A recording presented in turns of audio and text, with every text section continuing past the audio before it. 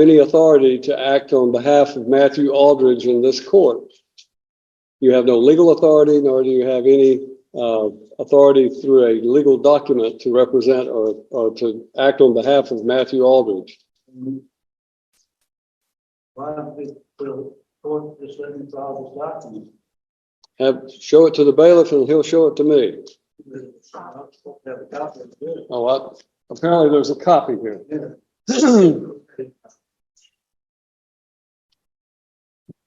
All right, this is in the state of Tennessee of Cheatham County and Chancery Court, which is filed in the wrong county because in the wrong court, because this is circuit court. You just be quiet. You go to the courthouse, it comes up. You need to listen to me instead of talking, okay? This is a challenge to the standing. The Supreme Court of the United States has stated that no corporation has standing anything to man. And then there's a quotation for Rundle versus Delaware Raritan Canal Company. And then it said, as well as it being a maximum of law, citing certain...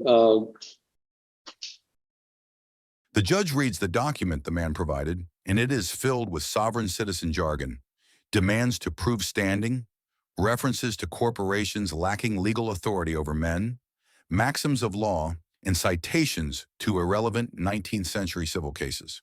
The judge points out that the document is filed in the wrong court, cites no criminal authority, and has zero legal effect.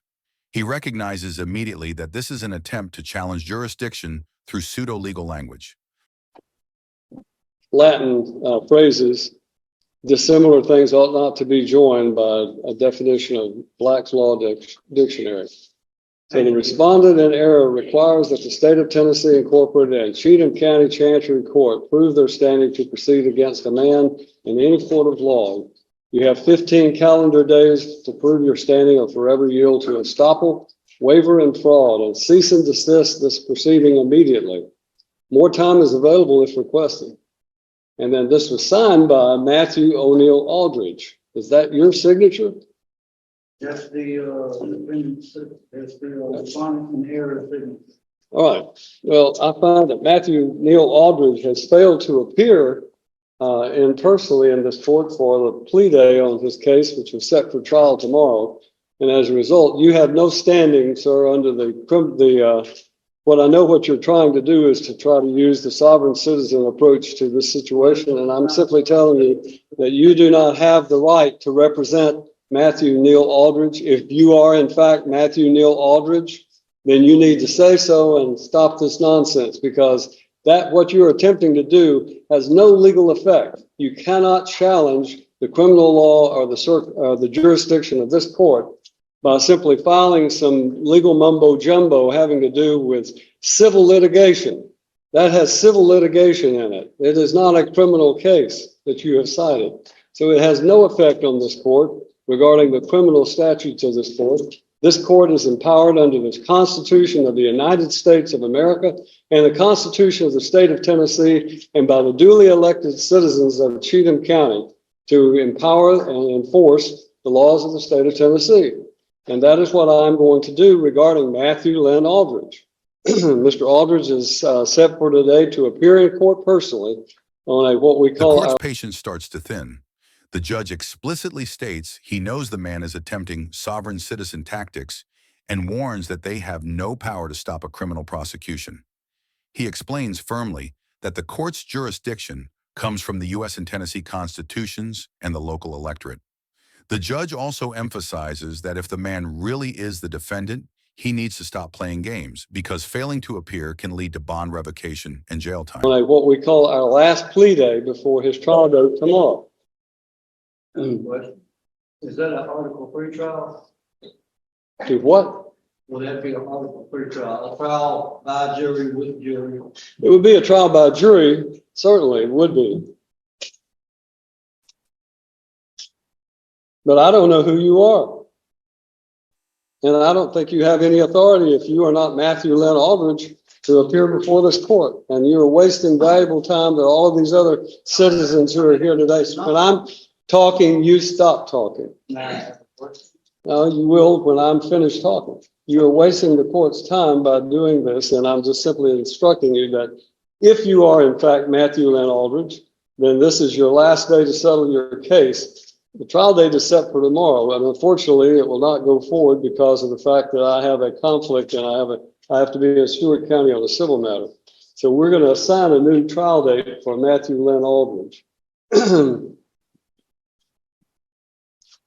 Now, is there a problem with the jury warrants? When the man tries again to derail the hearing, the judge shuts him down. When I'm talking, you stop talking. He resets the trial because of an unrelated scheduling conflict, not because of anything the man argued. The judge then draws a line. If this person is impersonating Aldridge, he must pass the message that Aldridge must appear on the next date or be jailed. The judge ends by dismissing the filing as invalid and directing the man to leave with his useless paperwork. We don't need you tomorrow, but we need you on February the 6th. Right.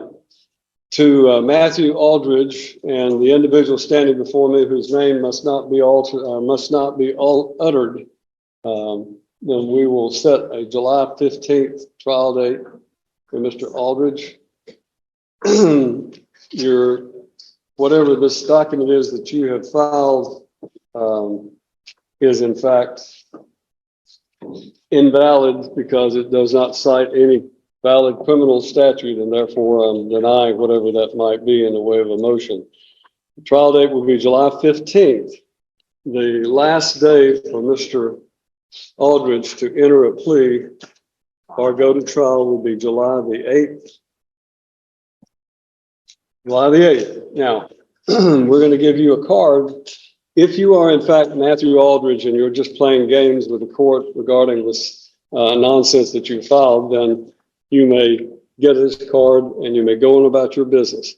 If you are not Matthew Aldridge, then I would suggest to you, you relay to Mr. Aldridge that he must appear on July the 8th, or a bond revocation will take place, and his case will be will take place with him in jail, incarcerated on the 15th.